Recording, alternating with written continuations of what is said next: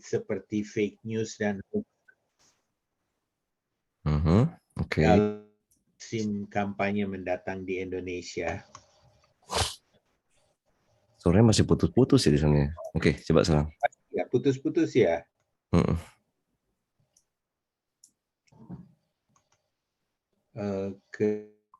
Tadi juga loginnya agak lama tuh, Om Jimmy. But should be fine.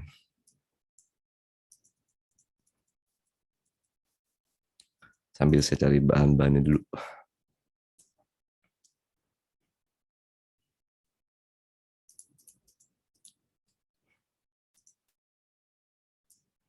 Tes, cek.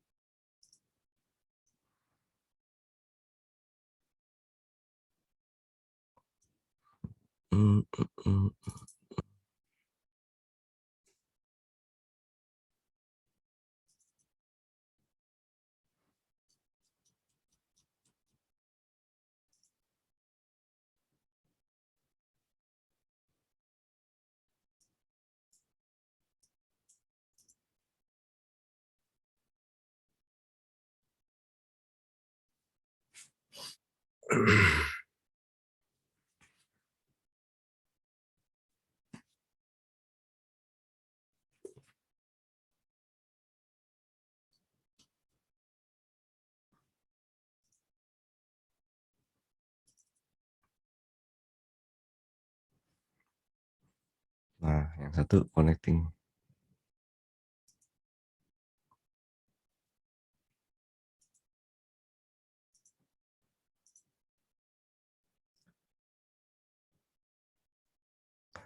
Nah, ini dua-duanya oke.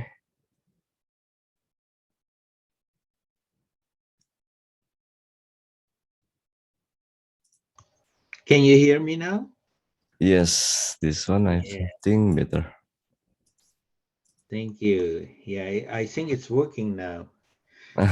So, bisakah Anda menjawab lagi pertanyaan saya, pengaruh disinformasi dalam musim kampanye mendatang di Indonesia?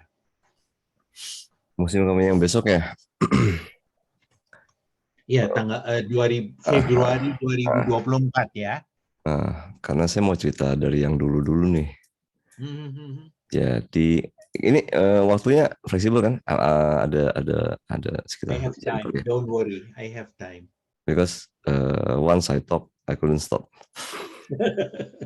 Okay, that's good. That's what an interviewer wants. Halo, nah. Let me share my screen first.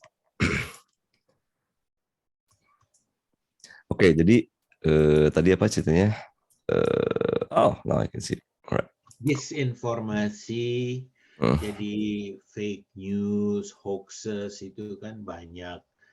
So maybe you can share your experiences lah. Alright. Sebentar, let me share the screen first. Anyway, tinggal di mana, Om?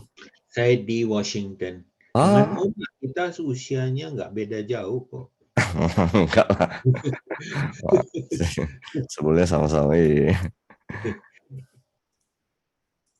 Di DC saya. DC ya. Weather apa? Cuaca gimana sana? Lagi very nice ya. It's agak cloudy sekarang ini. Saya belum pernah ke DC, Pak. Oh ya.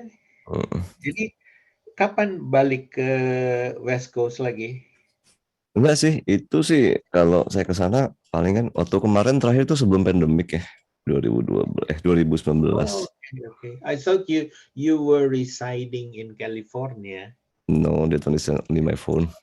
I just maintain the phone number so people didn't know exactly where I am. Okay, got it. Jadi gini Om, apa namanya? Kalau kita bicara diseminasi informasi ya, sebetulnya ini tahun 2012 itu saya udah pernah bisa lihat screen ya yang saya share ya. Bisa. Jadi waktu itu saya pernah udah sempat paparan presentasi di apa namanya di Mabes TNI Cilangkap mengenai cyber war pada masa itu gitu ya. Can you imagine this is 10 years ago ya? Karena tapi dulu saya masuknya di technical gitu ya. Technicalnya backgroundnya ya tools hacking dan sebagainya gitu ya. Dan evolution of cyber attack. Nah ini juga termasuk apa affected gitu karena kalau dulu cyber attack itu hanya berupa iseng-isengan aja. Kemudian di tahun ini mulai extortion ada gitu ya. Lalu udah mulai attacking apa? Udah mulai istilahnya ini advanced persistent threat. Jadi udah mulai kompetitif attack apa dan sebagainya gitu, sabotage dan sebagainya, cybercrime, cyber war. Dulu masih technical dengan motivasi yang cuma revenge, extortion, industrial, sabotage, political. Nah ini yang menarik memang. Dan terorisme serta Oke, ini sih teknis ya. Dulu pernah ada toolkit apa. Nah ini awal muasal dari sini sebetulnya. Mungkin Om pernah dengar WikiLeaks. Jadi ada operasi cyber gitu ya, yang dulu dibocorin sama si siapa? Snowden. Ya. Nah, di era itu sebetulnya muncul perang apa? Bukan muncul, terbukalah bahwa sudah berjalan istilahnya pengumpulan informasi dari semua pada masa itu media-media atau email-email kita udah di-intercept lah gitu ya.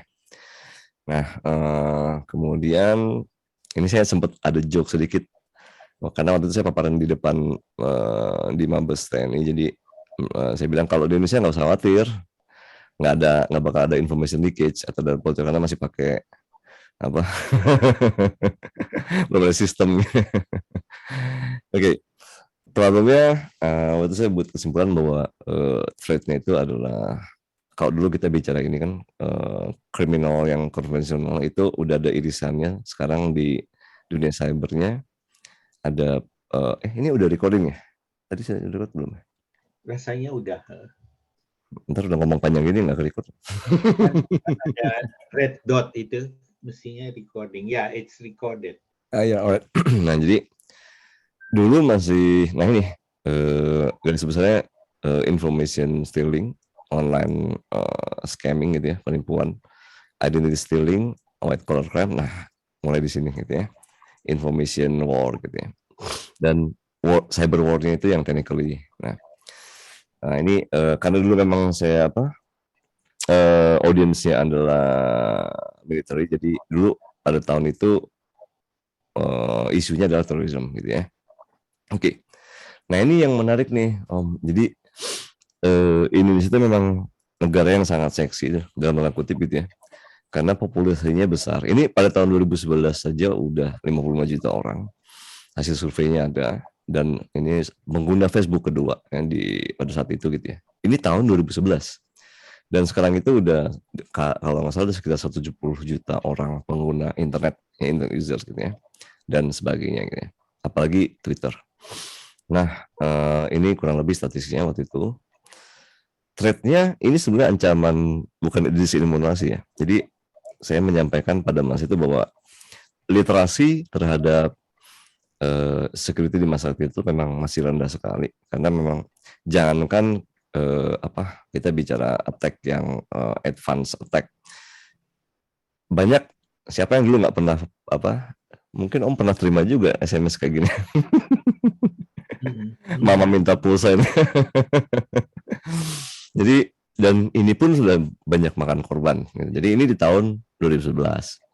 Artinya apa? Artinya dengan hanya berbekal social engineering gitu istilahnya. Jadi informasi seperti ini aja via SMS sudah bisa memakan korban banyak. Itu karena apa? Karena kita tuh negaranya penduduknya banyak, yang pegang smartphone makin banyak. Masalahnya tidak sesmart as smartphone-nya gitu ya. Jadi mohon maaf bukan yang kita ini, tapi memang udah kebutuhan terutama di pandemik itu. Dan ini udah ini tahun 2012 saya udah ada mengenai penipuan mengenai rumah kontrakan dan sebagainya gitu ya. Nah, kemudian ini baru saya mulai waktu itu saya mulai masuk ancaman yang lebih besar karena kita bicara separatism. Jadi udah muncul tuh Om di Facebook dan sebagainya mengenai terutama isu ini ya. Ini nggak habis-habis nih. West Papua apa namanya freedom gitu ya. Ini udah terdiskriminasi banget, udah sampai nanti saya tunjukin lagi beberapa hal. Nah, yang berbahaya adalah ini pada masa itu kalau kita bicara media gitu, kalau media sebelum tahun 2000-an kan masih berupa koran, televisi dan sebagainya gitu ya. The problem nowadays is begitu ada satu krisis, ada satu isu yang dilemparkan itu nggak sampai sejam pada masa itu ya, udah muncul di Twitter, Facebook, waktu itu masih pakai BlackBerry gitu ya. 3 jam kemudian pasti udah ada di beritanya gitu ya. Mau apapun itu isunya gitu ya. Karena kan kalau buat media bad news is a good news. Nah, baru kemudian on the next day itu biasanya udah banyak orang yang sok-sok menganalisa itu pada masa itu gitu ya. Ada yang bilang oh ini adalah konspirasi dan sebagainya, bahkan ada kalau salah mungkin ada podcastnya gitu ya, ada YouTube-nya dan sebagainya. Nah, media cetak ini selalu ketinggalan pada masa itu. Dan ini kan pasti sudah di filter ya. Oke, jadi ini ancaman yang sangat besar. Jadi saya waktu itu mengingatkan di depan pimpinan hati-hati. Nanti tuh perangnya itu bukannya tank yang menyala kan, pada itu kan Indonesia lagi beli tank apa gitu ya, Leopard kalau nggak salah. Sempat sindir juga ini, saya bilang mohon izin Jenderal, tank-tank yang Bapak beli ini nggak bakal sampai kapanpun nggak bakal nyala. It won't be it just only for showcase gitu ya, but the problem is isunya adalah itu ya yang seperti yang sekarang terjadi ya. Nah ini quite confidential waktu itu ya, tapi karena ini memang sudah relevan informasi itu mulai dari isu yang kecil aja, masalah SMK gitu ya. Ini memang agak politik sedikit, tapi sebenarnya saya nggak main di politiknya, hanya saya mengambil contoh isunya aja. Bahwa exposing kisah Jokowi itu dimulai di bulan Januari. Sebenarnya nggak ada yang tahu Jokowi itu siapa gitu ya. Nah, kemudian itu sebenarnya turun drastis, tapi hanya 1 bulan, tapi kemudian semua orang ikut menumpang dan bola akhirnya dipegang Jokowi, dan bahkan akhirnya semua drama, serangan SARA dan sebagainya membuat makin populer naik. Ini udah contoh yang real di tahun itu bahwa informasi yang menyebar itu mengalahkan dalam arti apa ya? Mengalahkan cross and check yang dulu gitu ya. Jadi masyarakat melihat udah ada ini, dan itu di kalangan ibu-ibu dan sebagainya gitu ya. Mereka udah forward. Padahal itu pada masa itu belum ada WhatsApp, masih BlackBerry kalau nggak salah. Itu pun udah main WhatsApp udah main forward tanpa dicek dulu kebenarannya gitu ya. Dan tidak hanya yang bagus aja, tapi juga black campaign-nya juga macam-macam. Ini jadi saya sempat kumpulin beberapa, mungkin Om lu pernah lihat Trio Macan ya. Trio Macan ada di Twitter, dia sering nge-tweet. Nah, itu mulai hebohnya gitu dan sebagainya. Nah, ini tweet akun provokatornya gitu ya. Dan Twitternya kan berbahayanya adalah dia instan, udah gitu langsung ke sasaran ya. Jadi tweet itu kan begitu ya, tweet ya kan. Semua orang yang follow akan mendengar ya kan, membaca, dan itu instantly dia akan lihat either ini betul atau enggak, akan ditelan dulu gitu ya. Nah, lalu pada masa itu ada kejadian Sarah di Sampang gitu ya, Syiah. Jadi ini sih waktu kita ngumpulin, ini ada bantuan dari teman juga mengenai media analisis. Nah, di media analisis ini juga tidak semua orang itu terhadap satu topik gitu ya, tidak semua orang itu berpendapat yang kira-kira ada kita bikin 3 kelompok. Nggak semua orang itu ya, mereka bebas mengungkapkan pendapatnya gitu kan. Dan ternyata dari berbagai kalangan juga, tidak hanya dari government, bahkan karena dengan adanya sosial media itu, maka semua orang pun bisa ngomong gitu kan gitu ya kasarnya Om ya. Dan semakin menarik yang ditulis, orang tidak peduli siapa yang bilang gitu ya, yang penting make sense, ya udah itu yang ditelan gitu, gitu ya. Apalagi yang negatif-negatif gitu. Nah, dan kalau pada Mas itu nih Pak Kapolrinya, walaupun beliau sudah mengklarifikasi atau menetralkan, tapi kan di masyarakat ya mereka melihatnya ya beritanya yang menarik-menariknya gitu ya, dalam tanda kutip. Nah, kalau kita bicara secara global juga itu sudah ada di tahun 2012.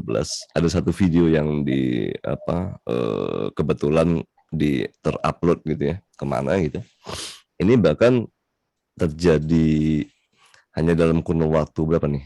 Ya kurang lebih 1 bulan 2 bulan udah terjadi protes di mana-mana, kemudian sampai ke berbagai negara dan sampai terjadi ada korban gitu ya, gara-gara satu video aja gitu. Nah, di saat yang bersamaan juga waktu itu lagi ada muncul kasus cicak versus buaya, mungkin Om pernah dengar. Ini agak menarik saya bikinnya. Jadi waktu itu ada kasus polisi menggerebek KPK untuk kasus yang mana saya lupa juga, lupa. Ini kalau Om lihat timeline-nya, menariknya adalah polisi dia gerebek KPK tanggal 6 Oktober gitu ya. Kemudian di tanggal 7-nya itu udah ada spanduk-spanduk dan udah ada yang demo. So the question is how you can imagine how fast is the information menyebar. Terus kok bisa dalam waktu sehari itu mereka udah pada demo. Kalau kita dulu mungkin case-nya baru sekarang, nyiapin demonya, ngumpulin orangnya dulu gitu. Right. Ya kan bisa seminggu baru. Nah ini bisa sehari udah bisa demonya gitu ya. Oke, terus nah ini penting sekali awareness-nya. Kenapa? Karena bicara mengenai diseminasi informasi, semua orang bisa mengaku-ngaku dalam tanda kutip ya. Saya bisa bikin account Puspen TNI misalkan seperti itu gitu ya. Pusat Penerangan TNI. Waktu itu saya demokan dengan cepat ya kan kita bisa bikin di Gmail, bisa bikin di Twitter segala akun-akun yang belum di-verified kan gitu kan. Satu itu, ya. Jadi siapapun bisa menjadi siapa saja. Kemudian banyak akun-akun kayak itu dulu pernah dengar kasus ini nggak? Yang ada Komisi 8 dia lagi berkunjung ke Melbourne atau gimana, terus ditanya emailnya apa gitu, nggak ada yang bisa jawab. Masa sama mahasiswa Melbourne. Kalau kita mau berkomunikasi dengan DPR harus kirim email kemana? Terus semua orang pada bingung. Ada satu orang yang bilang komisi8@yahoo.com gitu. Dan ternyata ngasal gitu. Satu kelihatan sekali bahwa kita nggak siap dengan model komunikasi seperti ini. Kedua, mereka tidak siap juga dengan efek yang terjadi karena ini kan itu waktu itu menjadi viral karena setelah dicek emailnya juga nggak ada sebetulnya. Dan ini asal gitu ya. Nah terus akhirnya saya bikinkan demo juga nih, saya juga bisa kok bikin ini. Udah gitu belum lagi pejabat-pejabat pemerintah itu menggunakan email yang bukan dari instansi gitu ya, email Gmail dan sebagainya. Dan itu sangat mudah sekali dihack karena beberapa kali saya pernah coba tempat favorit, the secret question tempat favorit pasti jawabannya Bali lah. Kendaraan pertama itu pasti kalau nggak Honda Toyota. Makanya banyak emailnya orang-orang penting kena hack ya karena jawabannya umum. Kalau nggak Bali, kendaraan pertama kalau nggak Honda Toyota dapat. Oke, but it was long time ago. Nah kalau sekarang gimana kondisinya? Apakah kita sudah lebih mature, sudah lebih siap dalam menghadapi disinformasi ini? Oke. Dari sisi perangkat hukumnya itu kita sudah siap. Karena sudah ada undang-undang ITE, Om. Jadi udah ada orang udah agak takut-takut lah.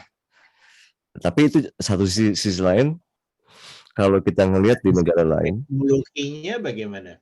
Hah?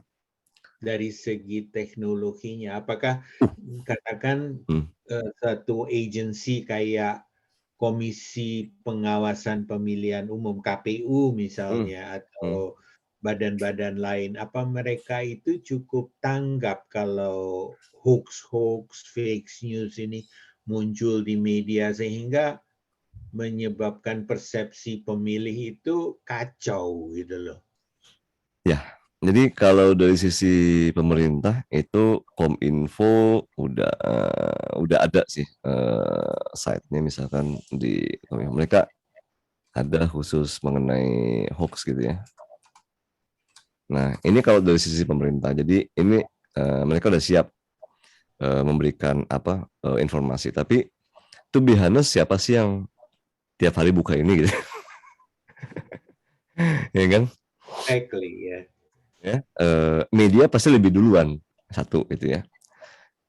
Media masih lebih duluan adalah begitu ada berita muncul, mau itu hoax, apalagi banyak media abal-abal zaman sekarang kan kita bisa misalkan kasus apa gitu ya. Apa nih yang baru WhatsApp Bawaslu ya kan, mengatasnamakan Bawaslu gitu ya. Atau menegatifkan Ya, Ganjar. betul ya, Itu kan akun ya. Jadi itu sangat ada gencar sekarang menegatifkan Ganjar. Katanya semua dia gagal apa-apa. Atau ya, membesarkan soal dia menolak Israel. ya betul Itu banget, betul banget. Jadi itu gimana tuh? Apa ya tentunya media sendiri yang menjadi pengawalnya ya sekarang lebih banyak mengawal hal itu ketimbang lembaga pemerintah saya rasa. ya, tapi yang jadi masalah adalah begini Om,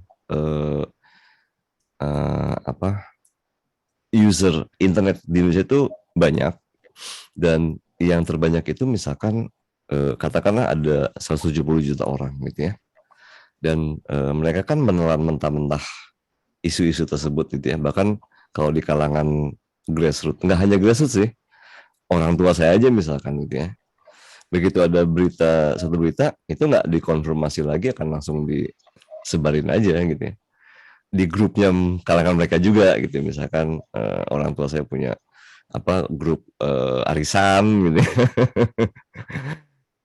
Jadi ini sih saya bisa bilang kalau pemerintah itu untuk menetralkan isu ini gitu. Jadi dulu kita pernah coba ada satu proyek, misalkan isu harus dibalas dengan isu gitu ya. Jadi misalnya dulu ada, sebentar saya cariin filenya. Jadi misalkan ada satu isu keluar. Nah, dulu kebetulan saya gabung dengan institusi juga. Jadi kita punya semacam program pada masa itu gitu ya. Kalau ada satu isu kita keluarin lagi isu lain gitu ya. Untuk netralisir. Nah, tapi itu juga tidak berjalan seperti yang kita mau. Efektif tidak. Iya, nggak efektif karena si buzzer itu lebih banyak gitu Om. Jadi ini bukan ya, sebentar. Jadi dilemanya banyak sekali ya yang dihadapi dalam hal ini. Sorry. Bukan yang ini. Nah, saya lagi cari ini dulu. Ya, jadi kayak gini aja, contohnya gini. Siapa sih yang pernah mengira bahwa sekarang ada tukang Gojek aja bisa pegang handphone ya? Semenjak adanya Gojek, Grab, dan sebagainya gitu ya. Dulu kan nggak ada yang mengira ya. Padahal justru mereka itulah sasaran ininya, yang paling, kalau kita bikin kurva gitu, yang di bawah itu yang suaranya paling banyak. Jadi kalau misalkan mau ngeluarin satu isu aja, mana ya, ada beberapa ini special case, itu akan ditelan bulat dulu. Nah, begitu pemerintah mengklarifikasi, udah sekarang ini kondisinya adalah, kalau menurut saya gitu ya, ya udah yang namanya isunya udah nyebar, mau diklarifikasi, jadi nanti malah akan jadi ada yang bikin panas lagi gitu misalkan gitu ya. Maksud bikin panas, ada yang beneran klarifikasi, ada yang malah menambah jadi menambah apa ya istilahnya, make it worse gitu ya. Atau membesarkan apinya Membesarkan. ya. Ya, jadi asalnya misalkan ada dua pihak nih biasanya, malah jadi apa ya istilahnya, mengamplify isu tersebut gitu ya. Itu. Nah, satu itu, jadi itu memang dari dulu udah ada. Ini dari zaman kapan nih? Ini tahun nih. Ini bahkan kalau waktu pilgub kemarin nih, kok tulisan kotak-kotak ini aja dipelintir. Apakah ini menjadi mengkotak-kotakan sebagainya gitu ya? Ya nggak? Padahal mungkin maksudnya bukan itu gitu. Nah sekarang YouTube menjadi sarana penting dan siapapun bisa membuat video, ya. Bahkan videonya bisa potong-potong gitu ya. Black campaign, nah seperti ini udah banyak ya, kebakaran segala macam serangan dan sebagainya. Ini karena nature-nya apa, sifat alami daripada internet itu tidak ada batasan wilayah, tidak ada batasan sosial, nggak ada batasan waktu. Saya bisa sekarang bikin satu isu, lemparin, bisa pagi-pagi udah ribut, kan kasar gitu ya. Dan itu bisa ributnya bisa sampai ke semua apa, bisa bikin perang ke mana, bisa bikin sampai ke negara lain gitu. Nah, apalagi sekarang udah ada ini Om, yang kemarin saya ceritain apa, AI. Nah, ini waktu tahun 2014 pemilu juga ya kalau nggak salah.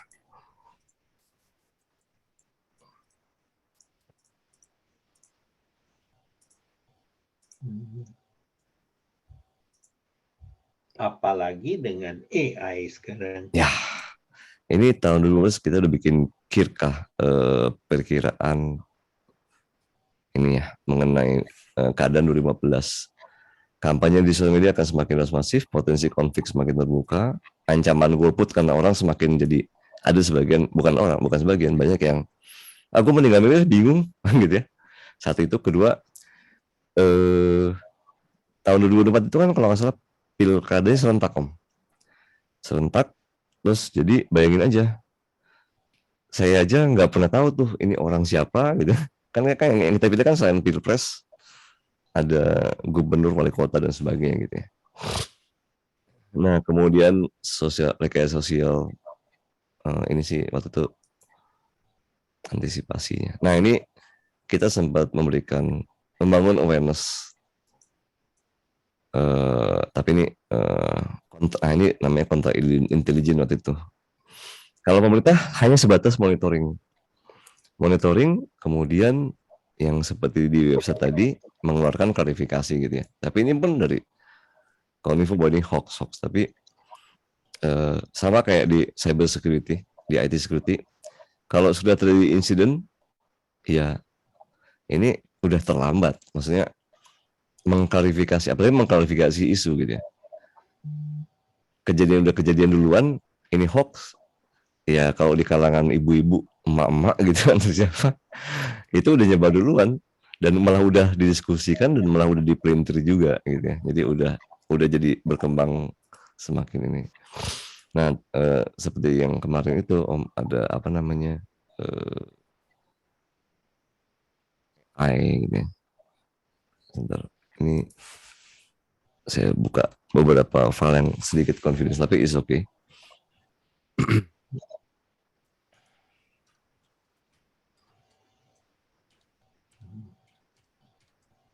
Ini masih draft itu. Jadi ini dulu sampai ada gerakan-gerakan anti SB dan sebagainya gitu ya. Itu tahun 2015 sudah ada seperti itu.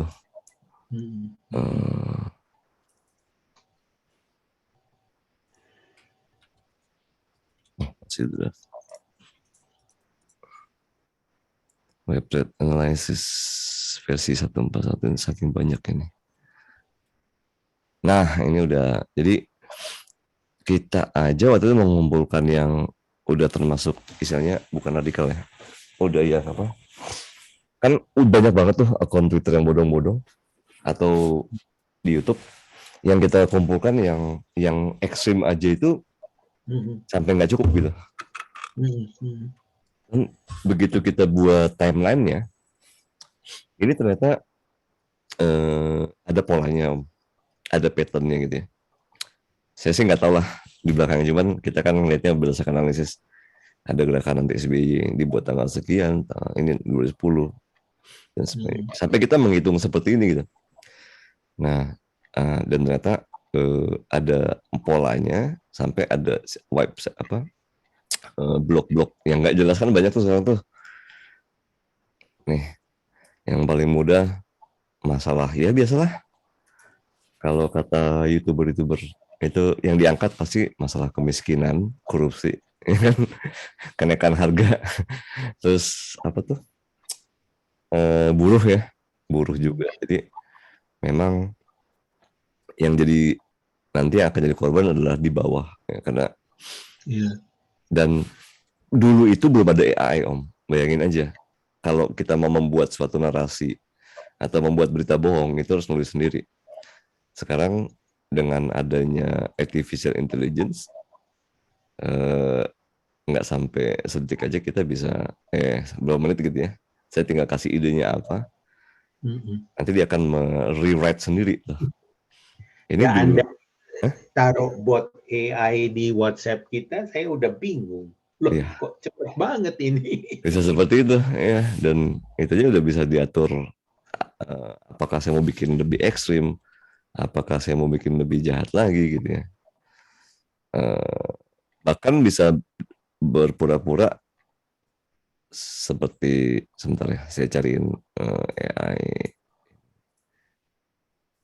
Jadi kalau menurut Pak Boli, gimana kita menghadapi antisipasi ke depan ini? Apa ya kita harus terima aja atau bisa kita lakukan sesuatu untuk mitigasi efek-efek negatif ini gitu loh? Kebetulan memang dari beberapa instansi, memang intinya adalah literasi ya. Karena perang cybernya di Indonesia itu unik. Uniknya adalah cukup memainkan isu aja. Jadi kalau kita lihat undang-undang ITE, kan sebetulnya perangkat hukumnya udah ada nih sekarang Om. Kalau dulu kan nggak ada, jadi mereka berani nih bikin beginian gitu ya. Sekarang mungkin agak sedikit lah, agak nggak berani karena udah ada undang-undang ITE. Tapi sedikit, tapi kalau apa namanya, kalau 1-2 kasus, polisi kerepotan juga kalau ada 1000 gitu. Walaupun ada undang-undangnya gitu ya. Jadi antisipasinya adalah di beberapa, kayak misalkan saya dengan BSSN, dengan Kominfo, kita sering ngadain semacam awareness terhadap, contoh ini kemarin saya bikin webinar gratis mengenai AI gitu ya, bahayanya juga gitu. Nggak perlu bayar, nggak usah segala macam, nggak, no politik juga, no flexing. Tapi karena Zoom-nya cuma 100%, jadi itu udah cukup bisa memberikan wawasan kepada teman-teman dan ke orang tua, seenggaknya tolong di setelah mengikuti webinar ini, waktu saya pesankan tolong disebarin juga ke diberikan di bagian ilmunya ke teman-temannya juga gitu ya. Nah itu kurang lebih seperti itu. Memang saya dengan Kominfo, lalu BSSN, dengan polisi gitu juga, kita sering mengadakan acara-acara itu gitu.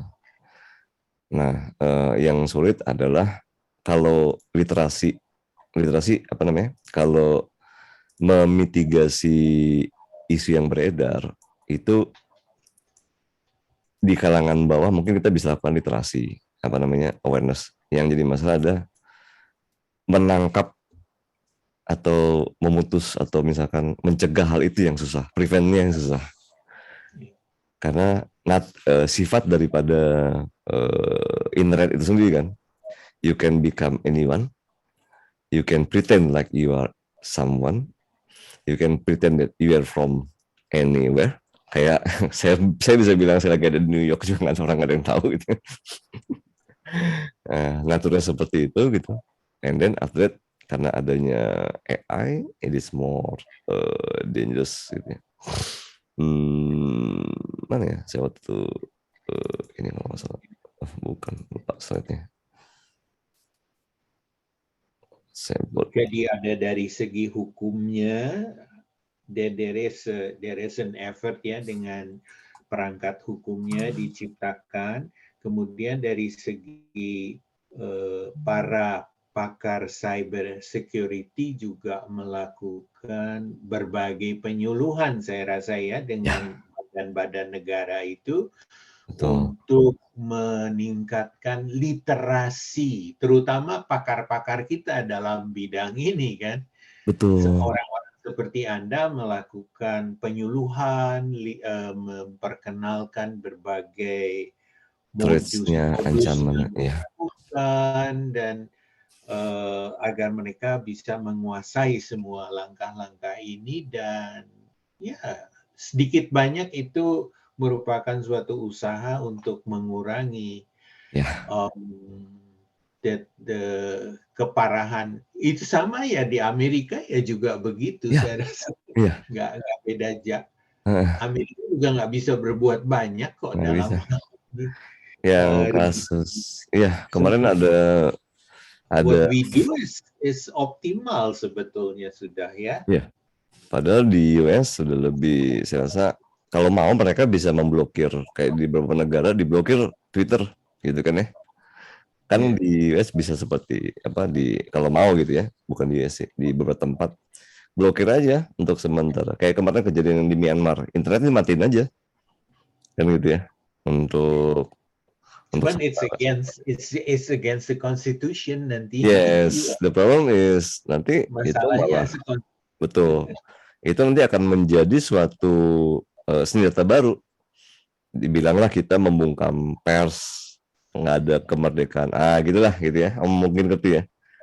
Jadi dengan with the on behalf of freedom of speech gitu, tapi digunakannya seperti itu gitu. Jadi mereka bilangnya freedom of speech, tapi ya kalau dipakainya untuk menyebarkan, nggak usah menyebarkan informasi palsu, dipelintir aja atau dipotong aja udah rusuh Pak di Indo itu. Ingat mungkin Om tahu kasus Ahok ya, itu kan menarik ya.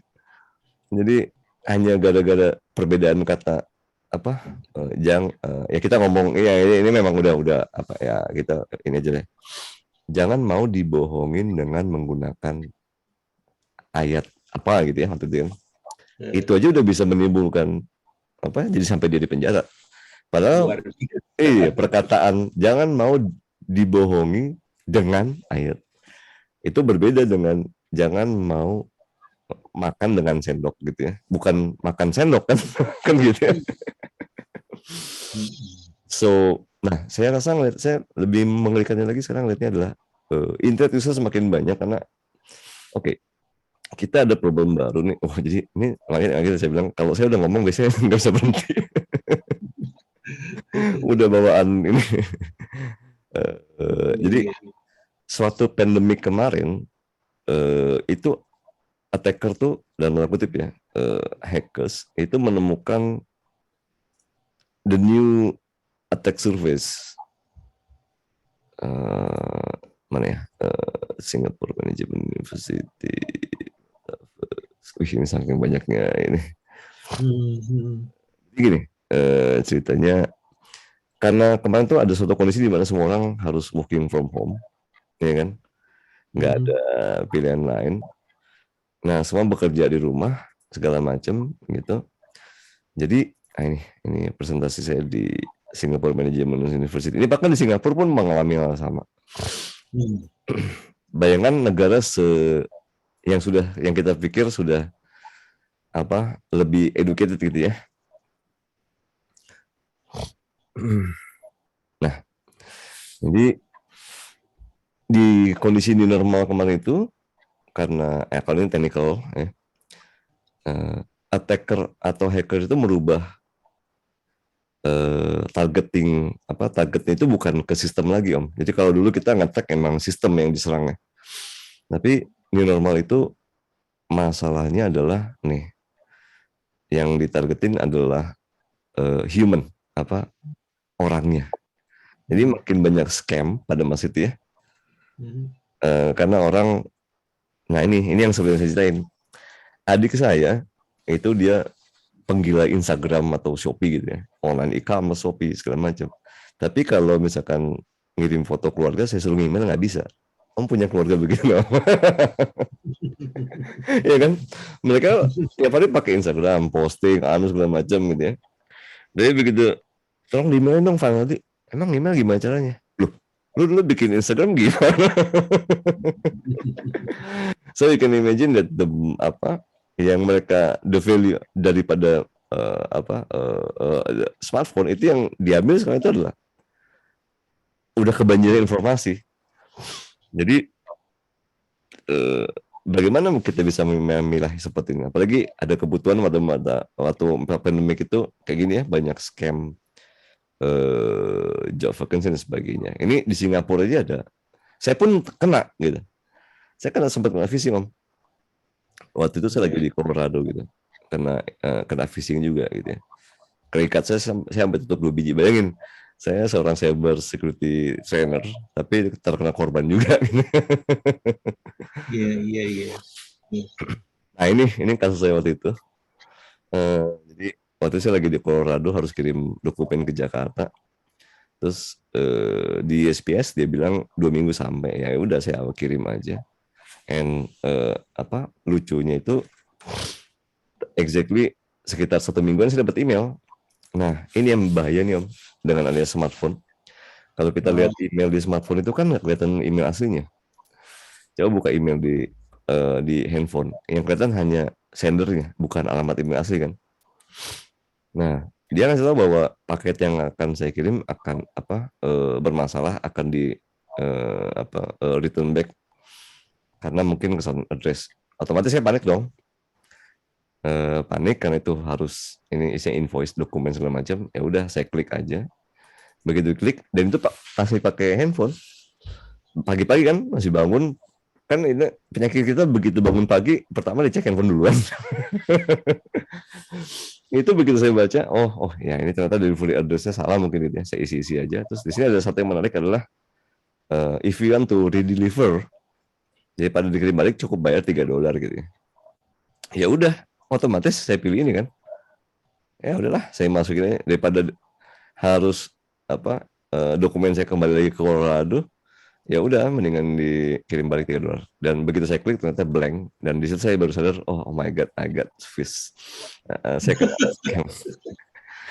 Dan yang bahaya, impact-nya kan gede ya kalau kena scam itu ya. Impact-nya it's not about $3 gitu Om. Saya harus telepon BCA, harus telepon semua bank untuk ngeblokir. Udah gitu kan belum lagi itu kan terkait dengan insurance segala macam, auto debitnya ISP. Wah, jadi bisa bayangin, mungkin saya juga bodoh gitu. Tapi itu jadi chain reaction ya. Ya, satu itu. Tapi itu jadi saya pakai, malah saya bangga dalam tanda kutip ya. Di setiap kelas saya selalu ceritakan mengenai case saya ini untuk memberikan mereka awareness bahwa saya pun bisa kena tipu loh. Karena apa? Kita udah refleks. Bangun pagi, bukannya kalau zaman dulu masih bisa sarapan dulu, mandi dulu gitu ya. Jadi pikiran lebih tenang. Otomatis bangun pagi kita buka handphone. Dan di handphone pasti hidupnya itu nggak ada email aslinya. Coba kalau Om tiba buka handphone ada dari dari IRS gitu ya, important IRS, tax document, pasti udah langsung kaget duluan. Bisa panik.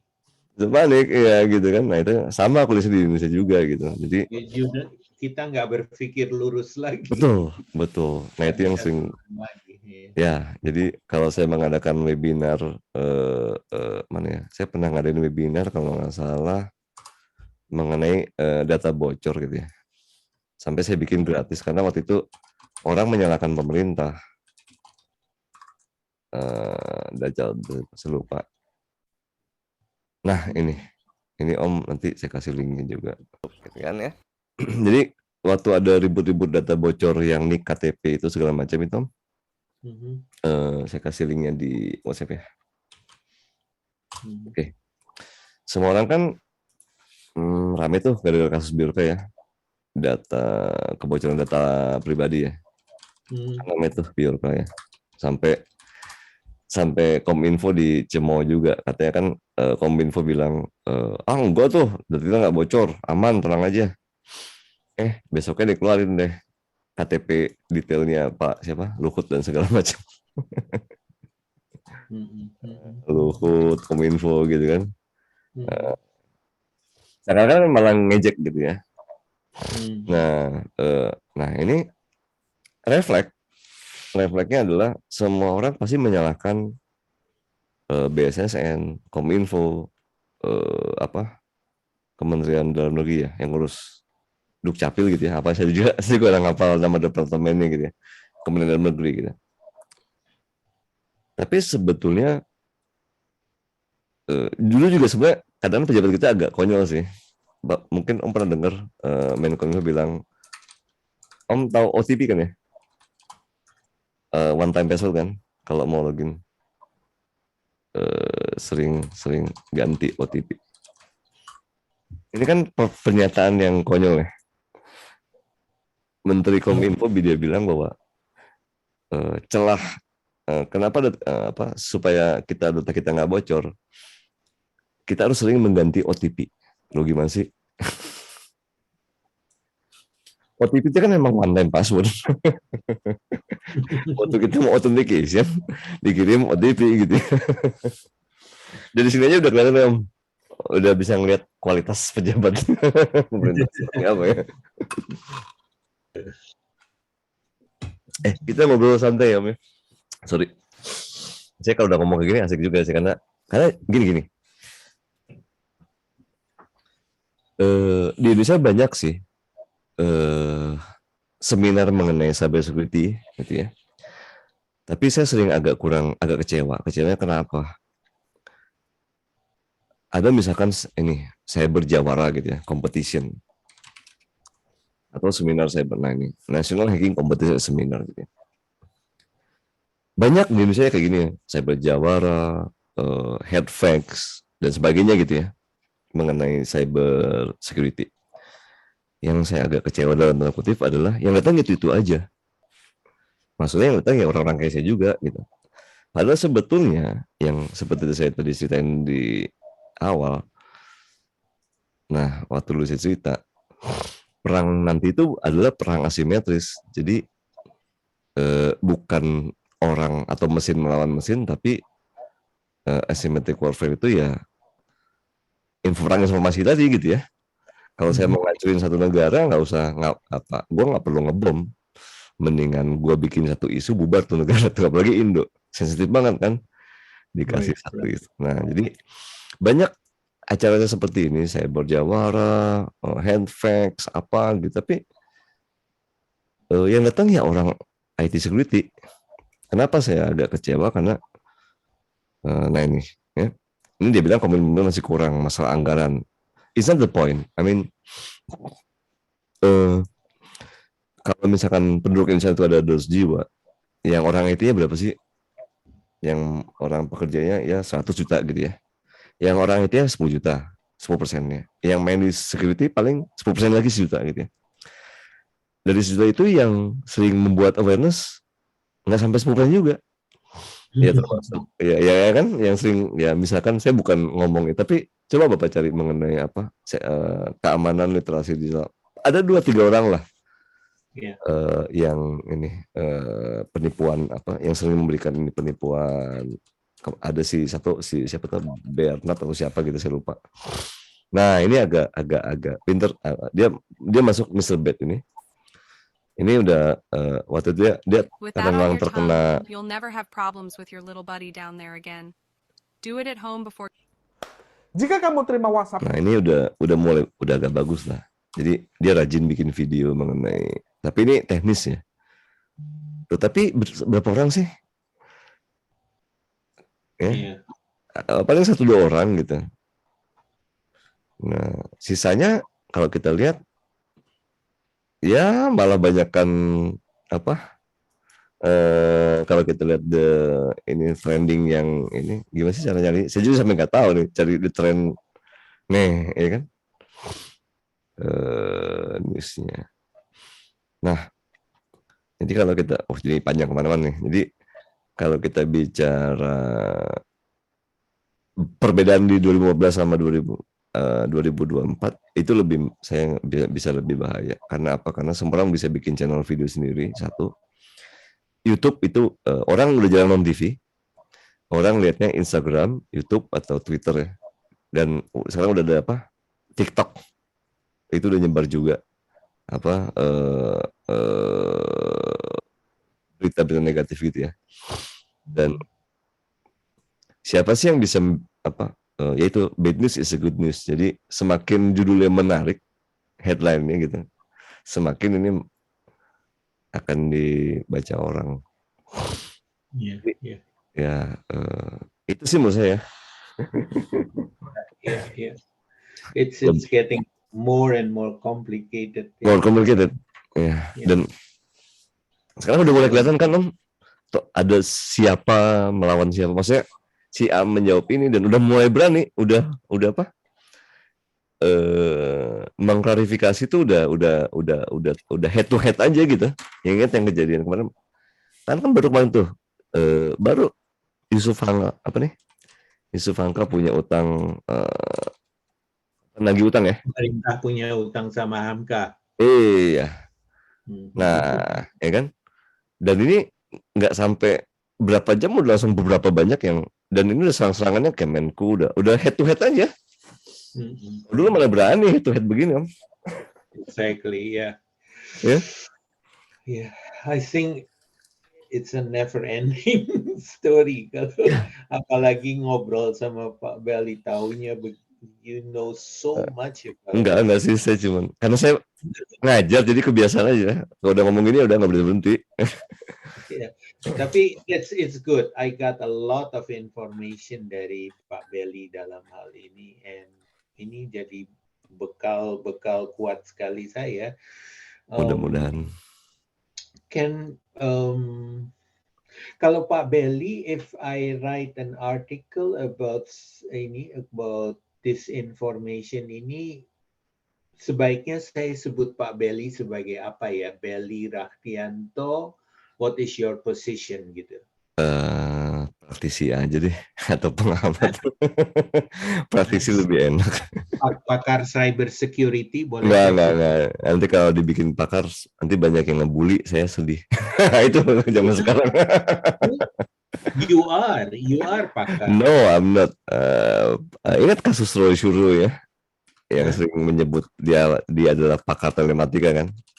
Oh, jangan Roy Suryo dong. Nah, sebagai contoh, for example ya. Boleh saya sebut pakar cyber security aja. Enggak, ini sebagai contoh nih, pakar telematika gitu ya. Dan ini begitu ada tulisan pakar, jadi ahli telematika, dan ini karena gini Om.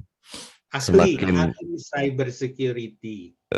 Kalau saya lebih senang praktisi aja Om. Hah? Praktisi. Apa? Praktisi aja. Televisi. Practitioner.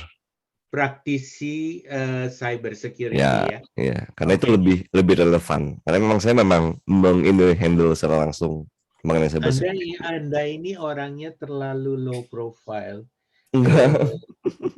Praktisi, but you know so much. Justru Anda yang tahu banyak ketimbang orang-orang yang menyebut dirinya pakar.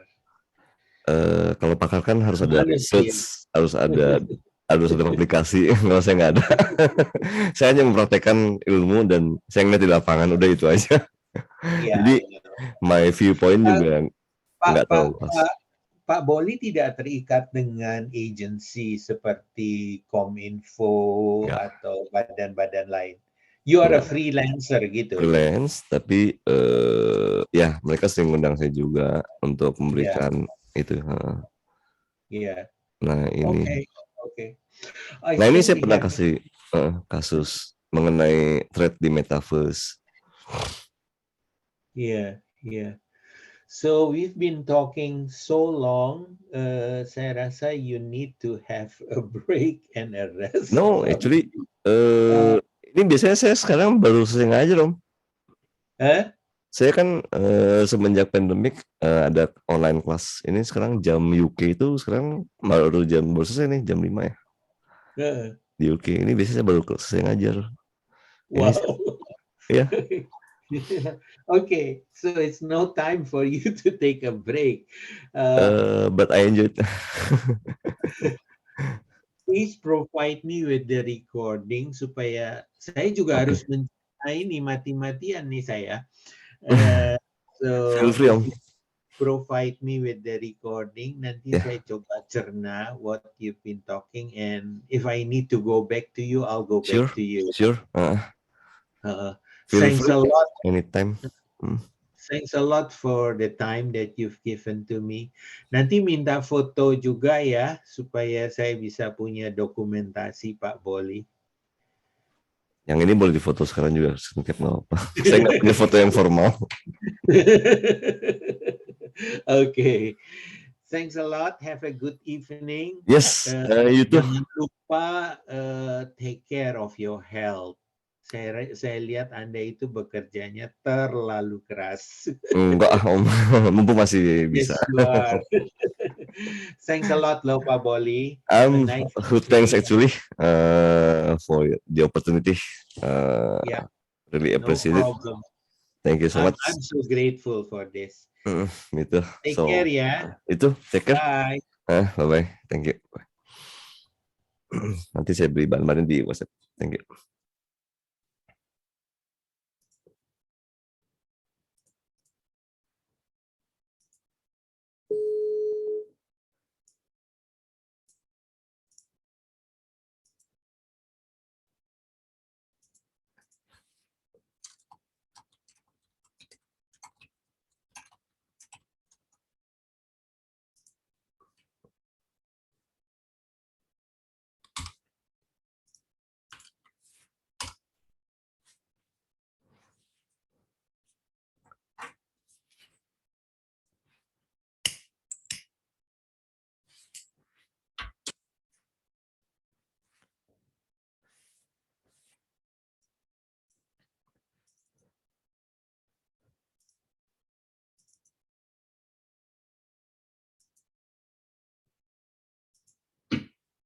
Siap. Ya kejadian rada-rada sebelin. Kunaon deui. Saha? Santai heula. Ngerokok dulu tuh, tenang. Jadi kan orangnya semoga jatah. Di mana? Oke. Di lapangan Banteng di JA. Ya, terus Kamari tehnya di bawah anakku, brother orang, sahabatnya, dulurnya P5. Oke. Gitu. Terus dikonfirmasi di JAD ini buat kelompok ya geng pendopo terus ya. Oke. Confirm ya. Confirm udah ditujukan buat ke Cilangkap. Oke. Nah, kita konfirmasi dong si brother kita ini ke